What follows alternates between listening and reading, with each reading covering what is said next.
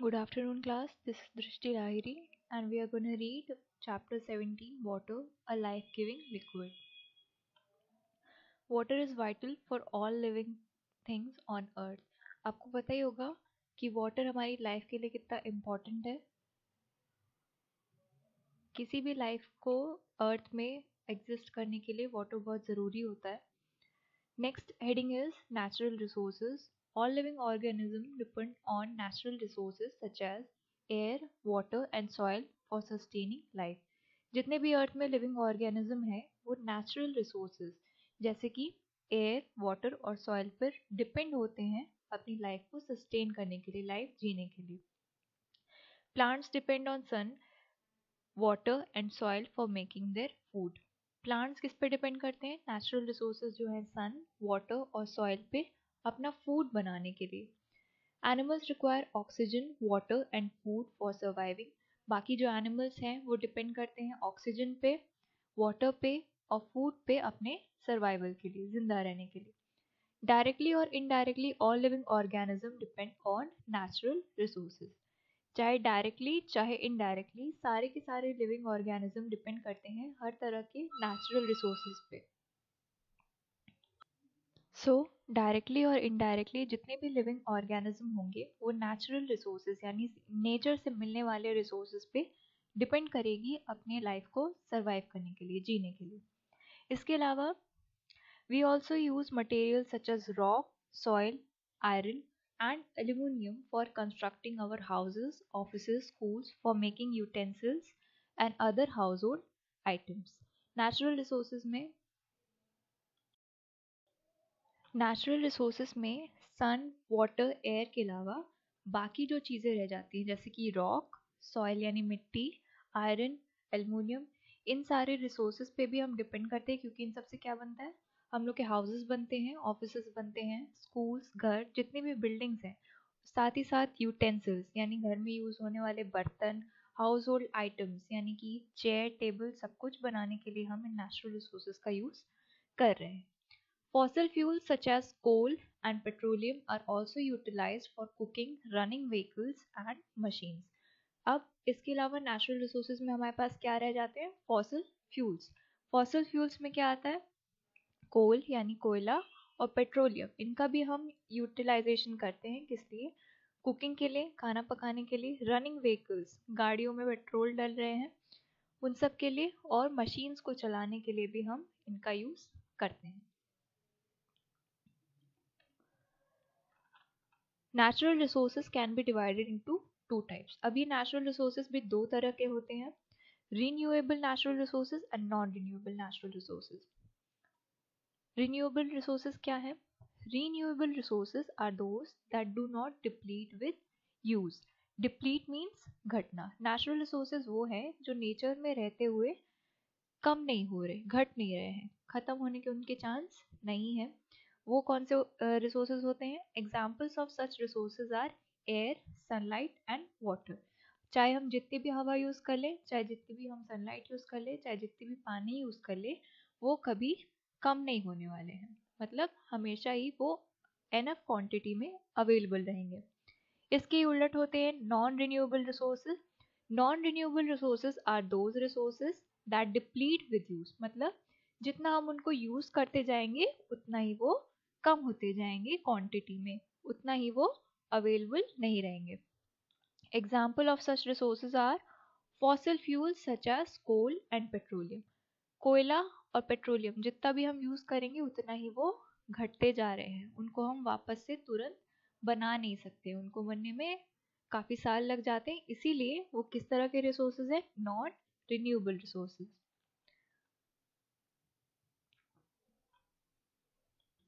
अब आगे रिन्यूएबल और नॉन रिन्यूएबल रिसोर्सेज के भी और भी ज़्यादा आपको क्लासिफिकेशन मिल जाएंगे. नीचे एक चार्ट देखिए. Natural resources. नेचुरल रिसोर्सेज दो तरह के होते हैं, रिन्यूएबल रिसोर्सेज और नॉन रिन्यूएबल रिसोर्सेज. अब रिन्यूएबल रिसोर्सेज में भी आपको दो क्लासिफिकेशन मिल जाएगा. एक है इनएग्जॉस्टिबल रिन्यूएबल रिसोर्सेज और exhaustible renewable resources. Renewable resources में इनएग्जॉस्टिबल क्या है? इनएग्जॉस्टिबल मतलब जिनकी मात्रा कभी भी हमें कम नहीं पड़ने वाली है. For example sunlight, water and air. Exhaustible renewable resources क्या होते हैं? ऐसे रिसोर्सेज जिनको हम वापस बना तो सकते हैं लेकिन वो खत्म जरूर हो रहे हैं. For example soil, ground water and forest. Non renewable resources में भी दो तरह का क्लासिफिकेशन है, recyclable non renewable resources and non recyclable non renewable resources. Recyclable का मतलब आपको पता ही होगा, जिसको हम वापस से यूज कर सकते हैं. फॉर एग्जाम्पल मिनरल्स, यानी कि मिनरल्स जो है वो यूज होने के बाद भी वापस से बनाए जा सकते हैं. और नॉन रिसाइक्लेबल कौन से हैं? Fossil fuels and top layer of soil. इनको एक बार यूज कर लिया गया तो दोबारा इसको हम यूज नहीं कर सकते. नेक्स्ट हम देखेंगे वाटर और रिन्यूएबल रिसोर्सेज. वाटर हमारे रिन्यूएबल रिसोर्सेज की कैटेगरी में आता है.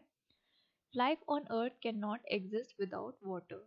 अर्थ में लाइफ को एग्जिस्ट करने के लिए वाटर की ज़रूरत पड़ती है. हमें ज़िंदा रहने के लिए पानी की ज़रूरत है. More than 70% of human body is compose of water. Human body का 70% किससे बना हुआ है? वाटर से. On an average the human body requires 2 to 3 liters of water each day for proper functioning. हमारे बॉडी को प्रॉपर तरीके से फंक्शन करने के लिए, काम करने के लिए हमें रोज के रोज 2 से 3 लीटर पानी की जरूरत पड़ती है. Water helps in digestion of food and removal of waste from the body. Body में पानी की हमें किस लिए ज़रूरत पड़ती है? फूड को डाइजेस्ट करने के लिए, और जो वेस्ट है उनको रिमूव करने के लिए भी वाटर का ही हमारी बॉडी यूज़ करती है. It also helps in regulating the body temperature. साथ में वाटर का काम बॉडी टेम्परेचर को रेगुलेट यानी कि मेंटेन करके रखना भी होता है. Just like human beings, plants and animals also need water for their metabolic functions.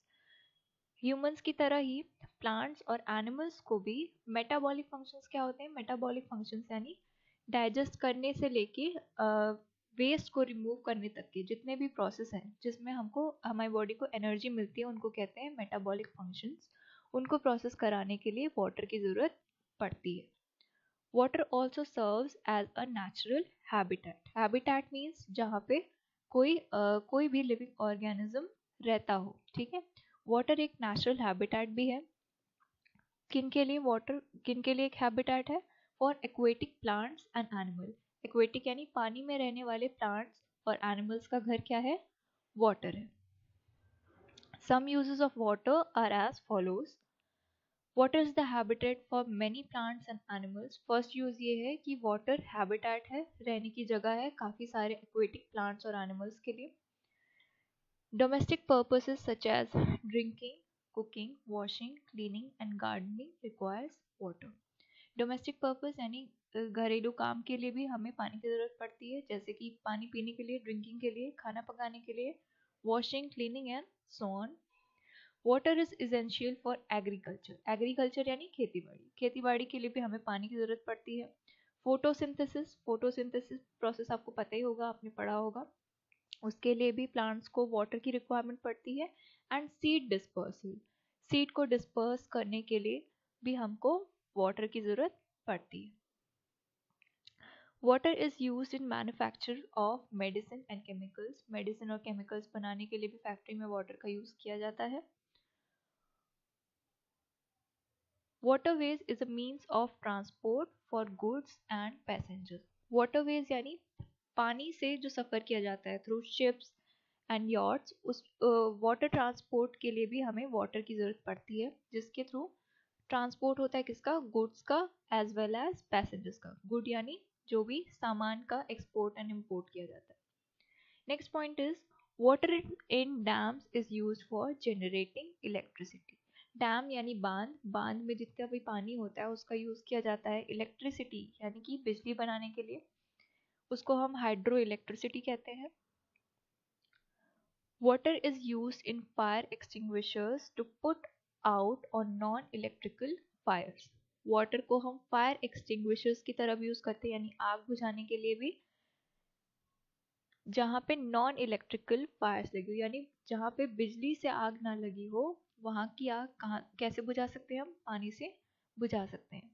Evaporation of water carries away the heat from the fire, thereby helping it to extinguish the fire. Water fire extinguisher की तरह कैसे काम करता है?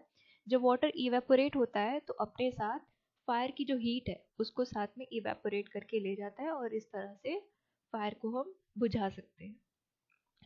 Next point is water sports such as swimming, surfing, water water skiing, scuba diving and boating requires water. Water sports क्या क्या है?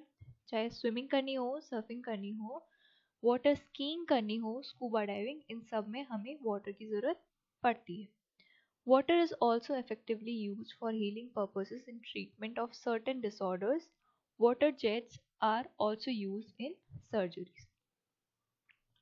लोगों के ट्रीटमेंट और हीलिंग प्रोसेस में भी वाटर का यूज़ किया जाता है. वाटर जेट्स भी यूज़ किए जाते हैं किसमें? सर्जरीज में. Now next we will talk about forms of water. Water के क्या क्या फॉर्म होते हैं, रूप होते हैं. Water covers nearly 3/4 of the earth surface. Water ने अर्थ के 3/4 3/4 हिस्से को सिर्फ पानी ने ही कवर कर रखा है. In nature it exist in 3 forms. Natural way में ये 3 फॉर्म्स में एग्जिस्ट करता है. क्या है वो 3 फॉर्म? लिक्विड, वाटर, सॉलिड में आइस एंड गैस में steam. These 3 state exist at different temperatures. यही 3 फॉर्म्स है वाटर के जो हम देख सकते हैं. Solid, liquid and gases. Solid form में वाटर आइस बन जाता है, लिक्विड फॉर्म में वाटर वाटर ही रहता है, और जब गैसियस फॉर्म में बनता है तो वाटर या तो स्टीम बन जाता है या तो वाटर वेपर बन जाता है. और ये तीनों स्टेट हमको अलग अलग टेम्परेचर में देखने को मिलती है. सेम टेम्परेचर में हम तीनों स्टेट नहीं देख सकते. Ice, the solid form of water is frozen water. Ice क्या है? फ्रोजन वाटर ही तो है. वाटर को जब जमा दिया जाता है तब आइस बनता है जो कि सॉलिड फॉर्म है वाटर का.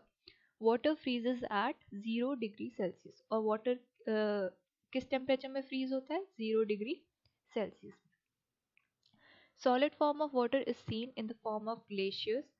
वाटर का सॉलिड फॉर्म नेचर में हम कैसे देख सकते हैं? ग्लेशियर्स. ग्लेशियर्स के फॉर्म में हम देख सकते हैं.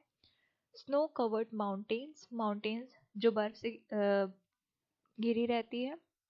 And as ice caps in the polar regions. Polar regions में आइस कैप्स बने हुए हैं, वो भी वाटर का सॉलिड फॉर्म है. In the liquid form, it is present in lakes, rivers, ponds, oceans, etc. और वाटर लिक्विड फॉर्म में हम कहाँ देख सकते हैं? नदियों में देख सकते हैं, तालाब में देख सकते हैं, झीलों में देख सकते हैं, समुद्र में देख सकते हैं. Water in the form of water vapor is present in air around us. Water gaseous state में, वाटर वेपर के फॉर्म में हमारे एयर में हर जगह हमारे आसपास मिल जाता है. Water changes to gas, water vapor on boiling at a temperature of 100 degree Celsius. Water gaseous state में कब बदलता है? जब टेम्परेचर उसको दिया जाए 100 डिग्री सेल्सियस का, तब वाटर वाटर वेपर में चेंज होके अपना गैसियस स्टेट चेंज कर लेता है. Next is 3 forms of water are interchangeable. Interchangeable means आपस में बदल सकते हैं. यानी अगर लिक्विड स्टेट में है तो सॉलिड में जा सकते हैं, सॉलिड में है तो लिक्विड में आ सकते हैं, लिक्विड से गैस में, गैस से लिक्विड में, एंड सो ऑन. हीटिंग और cooling can change the state of water. और इनके फॉर्म्स, इनके स्टेट्स को चेंज करने के क्या प्रोसेस है? किसके थ्रू कर सकते हैं? हीटिंग, यानी गर्म करने से या कूल करने से इनके स्टेट्स आपस में एक्सचेंज हो सकते हैं. Ice starts melting at 0 degree Celsius. बर्फ किस डिग्री सेल्सियस में मेल्ट होना शुरू हो जाती है? 0 डिग्री सेल्सियस में. This is called the melting point of ice. Ice की मेल्टिंग पॉइंट किसे कहा जाता है? 0 डिग्री सेल्सियस को, क्योंकि आइस 0 डिग्री सेल्सियस पे लाने पे ही मेल्ट होना शुरू हो जाती है. Water on cooling changes to ice at 0 degree celsius. इसके ही उल्टा, वाटर को अगर हम 0 डिग्री सेल्सियस में ले जाए और कूल करके ले जाए तो वो आइस में चेंज होना शुरू कर देती है. इसीलिए 0 degree is also called the freezing point of water. Ice 0 degree Celsius में मेल्ट भी होती है और वाटर 0 डिग्री सेल्सियस में आइस में कन्वर्ट होती है. इसीलिए 0 degree Celsius melting point of ice भी है और 0 degree Celsius freezing point of water है. Next, water changes to water vapor at all temperatures. Water को वाटर वेपर में चेंज होने के लिए कोई स्पेसिफिक टेम्परेचर की ज़रूरत नहीं है. वाटर वेपर किसी भी टेम्परेचर में चेंज होता है. This is called evaporation. घर में जब कपड़े फैलाए जाते हैं तो वो किसी भी टेम्परेचर में उसमें से वाटर वेपर निकल रहा होता है और उसी प्रोसेस को हम क्या कहते हैं, evaporation. But at very high temperature, जब टेम्परेचर को बहुत ज़्यादा बढ़ा दिया जाए, the change happens quickly. Water vapour में और ज़्यादा जल्दी से चेंज होने लगता है. When water boils at 100 degree celsius, water boil कब करता है, 100 डिग्री सेल्सियस में. नॉर्मल टेम्परेचर में वाटर वेपर में बदलता है और 100 डिग्री सेल्सियस में वाटर बॉयल होने लगता है. इसीलिए 100 डिग्री सेल्सियस को वाटर का बॉइलिंग पॉइंट कहा जाता है, boiling point of water. The change is rapid. और यहाँ पे वाटर वेपर में काफ़ी तेज़ी से चेंज होता है. Therefore, there is a difference between evaporation and boiling. Evaporation और boiling में एक difference है. Evaporation किसी भी temperature में हो सकता है और boiling सिर्फ और सिर्फ 100 डिग्री सेल्सियस में होता है. When steam is cooled, water is formed. Steam यानी भाप को अगर वापस से हम ठंडा करें तो ये किस फॉर्म में चेंज हो जाएगी, ये वापस से वाटर के फॉर्म में आ जाएगी. This is called condensation. और इस प्रोसेस को क्या कहा जाता है, कंडेंसेशन. स्टीम का वाटर में चेंज हो जाना ही कंडेंसेशन है. किस प्रोसेस के थ्रू, कूलिंग के through. Next is 3/4 of earth surface is called water. Earth का 3/4 हिस्सा वाटर ही है.